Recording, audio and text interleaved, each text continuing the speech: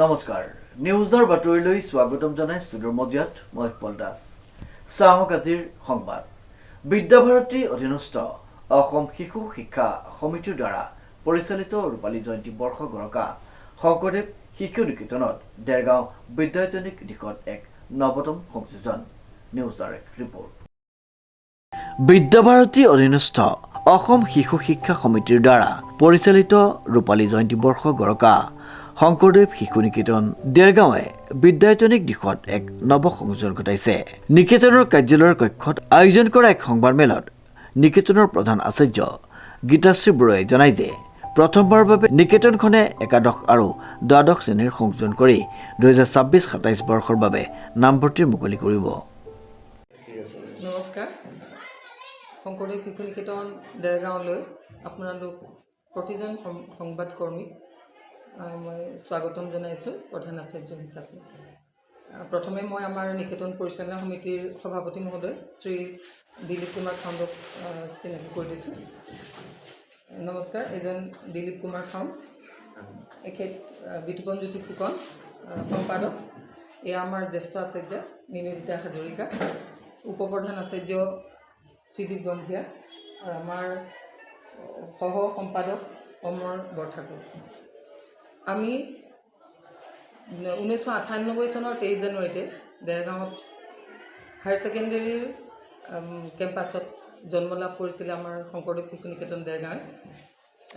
ইতিমধ্যে আমাৰ ৰূপালী জয়ন্তী বৰ্ষ অতিক্ৰম কৰিছে, 27 নম্বৰ বৰ্ষত ভৰি দিছে এতিয়া। গতিকে আমি নতুনকৈ এই বৰ্ষত একাদশ শ্ৰেণী সম্প্ৰসাৰণ কৰাৰ মানস কৰিছোঁ। গতিকে আমাৰ ৰাইজৰ প্ৰতি আমাৰ এই স্থানৰ পৰাই এইটো এটা নিবেদন যে ভাৰতীয় দৰ্শন আৰু ইতিহাসক শ্ৰদ্ধা কৰি আমাৰ এই নিকেতনখনৰ পৰা যিসকল ছাত্ৰ ছাত্ৰী ওলাই গৈছে, ইতিমধ্যে আমাৰ বিভিন্ন ক্ষেত্ৰত খুব সুন্দৰভাৱে আমাৰ ছাত্ৰই কৰ্ম কৰি আছে। চিকিৎসাৰ ক্ষেত্ৰত, বিজ্ঞানৰ ক্ষেত্ৰত, সমাজৰ বিভিন্ন স্থানত তেওঁলোকে কাম কৰিছে। কলেজত বিভিন্ন স্থানত তেওঁলোকে নিজকে আত্মনিয়োগ কৰিবলৈ সুবিধা পাইছে আৰু এই আদৰ্শেৰে ইয়াৰ পৰা ওলাই যোৱাৰ পাছত তেওঁলোকক এটা আমি সুন্দৰ পৰিৱেশ দিয়াৰ ব্যৱস্থা কৰিছোঁ। বিদ্যাভাৰতীয়ে কৰিছে। চন্দ্ৰপুৰত এখন আমাৰ ইউনিভাৰ্চিটি হৈছে প্ৰাগজ্যোতিষপুৰ ইউনিভাৰ্চিটি। আমাৰ এই ব্যৱস্থাৰে এইবাৰ আমি খুব নিজে ভাবিছোঁ খুব এটা ভাল ব্যৱস্থা হ'ব বুলি। বিনামূলীয়া নামভৰ্তিৰে আমি একাদশ শ্ৰেণীত এডমিশ্যন দিম ছাত্ৰ ছাত্ৰীক আৰু কিছু নতুন বিষয় আমি ইয়াত সংযোজন কৰিম। যিহেতু আমাৰ বিদ্যাভাৰতী বিদ্যালয়ত সংগীত এটা খুব আৱশ্যকীয় এটা বিষয়। সংগীত, নীতি শিক্ষা, সংস্কৃত এই বিষয়বিলাকক আধাৰ হিচাপে লৈয়ে আমাৰ পৰম্পৰাগতভাৱে আমাৰ শিক্ষাটো দিয়া হয়। যদিও এইটো আচলতে ক'বলৈ গ'লে মডাৰ্ণ গুৰুকুলেই হয়। আমাৰ কেৱল ইয়াত ছাত্ৰ ছাত্ৰী নাথাকেহে, কিন্তু আমাৰ সম্বোধনো কৰে সেইধৰণে আচাৰ্য বুলি। আৰু আমাৰ সম্পূৰ্ণ ব্যৱস্থাবিলাকত আপোনালোকে অৱগত আমি কৰাবলৈ হয়তো সময় পালে আমি জনাম। আমাৰ বিভিন্ন ব্যৱস্থা আছে যিবিলাকৰ মাধ্যমেৰে ছাত্ৰ ছাত্ৰী সংস্কাৰ লাভ কৰাত সুবিধা হয়।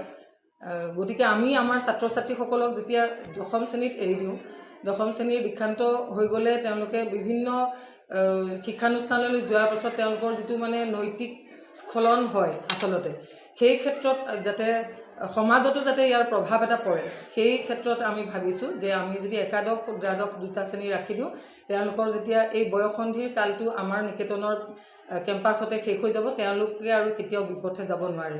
এয়াই আমাৰ উদ্দেশ্য। আমি ফ্ৰী দিছোঁ। বাকী শুল্ক যিকেইটা আমাৰ সমিতিৰ শুল্ক থাকে, শিশু শিক্ষা সমিতিৰ অধীনৰ যিহেতু স্কুল, আৰু ইতিমধ্যে আমাৰহে অকণমান দেৰিয়ে হৈছে স্কুল খোলা। গতিকে আমি ভাবিছোঁ, আৰু যিহেতু আমাৰবিলাক বিদ্যালয়ত আচলতে ক'বলৈ গ'লে খুব বেছি সমাজৰ মধ্যবিত্ত বা নিম্ন মধ্যবিত্তৰ ছাত্ৰ ছাত্ৰী বেছি থাকে। গতিকে আমি ভাবিছোঁ আমি বিনামূলীয়া কৰিলে আমাৰ ছাত্ৰ ছাত্ৰীসকলেও মাহেকীয়াটো দিব লাগিব। মাহেকীয়া আমি আশা কৰিছোঁ আমাৰ দেৰগাঁৱত যিখিনি শিক্ষানুষ্ঠান আছে আমি তাতকৈ অলপ কমত ধাৰ্য কৰিম চাই পেলাই, আৰু কাৰণ আমি ফেকাল্টি তেনেকৈ ৰাখিব লাগিব। প্ৰায় 11-12টা বিষয় আছে। গতিকে সেইমতে আমি তেওঁলোকক কিবা এটাতো মাননি দিব লাগিব। সেই মাননিটোহে আমি চিন্তা কৰিছোঁ বিশেষ অসমীয়া ইংৰাজীটো কম্পালচৰি বাকী history education sociology logic philosophy geography economics political science আৰু এফালে স্কিলত থাকিব মিউজিক আৰু বিহু তাত আমি যদি চাই ল'ম আমি য়োগাটো আমি অলৰেডি নৱম দশম শ্ৰেণীত দিছোঁ আমি একাদশলৈ নিয়া নাই এতিয়া যেহেতু প্ৰথম বছৰ আমাৰ দশম শ্ৰেণীত যুগটো পাবহে গতিকে আমি এবছৰ পৰীক্ষা দিয়াৰ পাছত অহা বছৰ হয়তো আমি ভাবিব পাৰিম একাদশ শ্ৰেণীত যুগটো দিয়াটো সেইটো আমাৰ এইফালে গোলাঘাট ডিষ্ট্ৰিক্টতে হোৱা নাই কিন্তু সেইকাৰণে আমি ভাবিছোঁ এটা নতুন সংযোজন হ'ব বুলি লগতে প্ৰথম বৰ্ষ আমি আমাৰ শিক্ষা সমিতিৰ আদৰ্শৰে আমি কোনো ছাত্ৰ ছাত্ৰীৰ পৰা এডমিশ্যন ফিজ নলওঁ নামভৰ্তিকৰণৰ কাৰণে তেখেতসকলে একো দিব নালাগে মাত্ৰ যিটো শিক্ষা সমিতিৰ শুল্ক থাকে অতি সামান্য এটা শুল্ক সেই শুল্কটো তেখেতসকলে দিলে হ'ব আৰু মাহেকীয়া মাচুল যিটো মানে ফিজ বুলি সিদ্ধান্ত লোৱা হ'ব যিমান ধাৰণ কৰা হ'ব সেই ফিজটো দিব লাগিব যিহেতু সেই ফিজটোৰ দ্বাৰা আমি আমাৰ যিসকল নিমন্ত্ৰিত বা এপইণ্টেড ফেকালিটি আহিব তেখেতসকলক মাননিটো দিয়া পৰাকৈ মাত্ৰ আৰু নতুন বিষয় এডুকেশ্যনটো দেৰগাঁৱত নাই যিহেতু সেইকাৰণে আমি দেৰগাঁৱত এইটো বিষয়ো ৰাখিছোঁ যাতে ছাত্ৰ ছাত্ৰীসকল উপকৃত হ'ব পাৰে এই নামভৰ্তি হ'ব সম্পূৰ্ণ বিনামূলীয়া কিছু নতুন বিষয়ৰ সংযোজনেৰে আয়োজন কৰিবলৈ লোৱা উচ্চতৰ মাধ্যমিক পৰ্যায়ৰ নামভৰ্তিৰ বাবে ছাত্ৰ ছাত্ৰীসকলক আহ্বান জনাইছে সংবাদমেলখনত বিদ্যালয়ৰ পৰিচালনা সমিতিৰ সভাপতি দিলীপ কুমাৰ খাউণ্ড সম্পাদক বিতুপনজ্যোতি ফুকন সহ সম্পাদক অমৰজ্যোতি বৰঠাকুৰ উপস্থিত থাকে নৱজ্যোতি ভৰালীৰ ৰিপৰ্ট নিউজ নাও